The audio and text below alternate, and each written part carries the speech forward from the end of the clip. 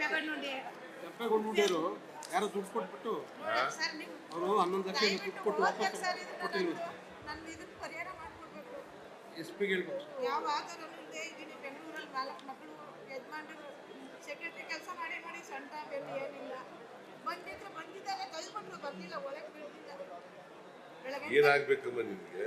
ಪ್ರಭಾಕರನ್ಗೆ ಬಲರಾಮಪ್ಪನ ಮಗನಿಗೆ 1 ಲಕ್ಷ ಪ್ರಭಾಕರ ಹುಡ್ಕೋ ಮನೆ ಕೊಡ್ತೀನಿ ಅಂದ್ಬಿಟ್ಟು ನಾನು ಬಲರಾಮನ ಮಗ ನಮ್ಮ ಚಿಕ್ಕಪ್ಪನೇ ಏನಾಗಬೇಕು? ದುಡ್ಡು ಇಸ್ಕೊಂಡಿದ್ದಾರೆ, ಅವರು ದುಡ್ಡು ತಗೊಂಡಿದ್ದಾರೆ ಇವತ್ತು ಸಾಲ. ಎಷ್ಟು ವರ್ಷ ಆಯ್ತು ನೋಡಿ, ಇಲ್ಲಿ 11 ವರ್ಷ ಆಗಿದೆ. ಪೇಪರ್ ಇದೆ ಅದು. ದುಡ್ಡು ವಾಪಸ್ ಕೊಡ್ತಾ ಇಲ್ಲ. ಇಲ್ಲಿ ನೋಡಿ, ವಾಪಸ್ ಕೊಡ್ತಾ ಇಲ್ವಾ? ಇಲ್ಲ. ನೀನವನು ಮಾತಾಡ್ತಾನೆ, ಸುತ್ತಿ ಸಾಕಾಯ್ತು. ರಾಮಾಯಣ ಕೊಡ್ಸ್ರಿ, ರಾಮಾಯಣ ಯಾವತ್ತನ ಬಲರಾಮಪ್ಪ ನಮ್ಮ ಚಿಕ್ಕಪ್ಪ ಹೇಳ್ತೀನಿ, ನಾನು ಅವ್ನಿಗೆ ಹೇಳ್ತೀನಿ ನಡಿ. ಹೇಳ್ತಾರೆ ಹೋಗ್ರಿ, ಸಾವಿರ ಕರ್ಸ್ಕೊತಾರೆ. ಅವ್ನಿಗೆ ಹೇಳ್ತೀನಿ, ಕರಿಸಿ ಹೇಳ್ತೀನಿ ನಡಿ. ಇದು ನೋಡಿ ಸರ್, ನಂಗೆ ಹೋಗ್ತಿರಲ್ಲ ಈಗ. ಅಷ್ಟೇ, ನನಗೆ ಏನಿಲ್ಲ ಆಧಾರ. ಆಯ್ತು ಹೇಳು. ರಾಮಾಯಣ ನನ್ನ ಕಷ್ಟ ಹೇಳ್ಕೊತಿದ್ದೀನಿ. ಆಯ್ತಮ್ಮ, ಕರ್ಸ್ಕೊತಾರೆ.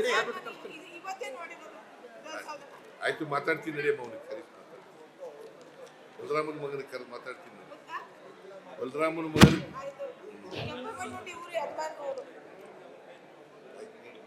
ಯಜಮಾನರು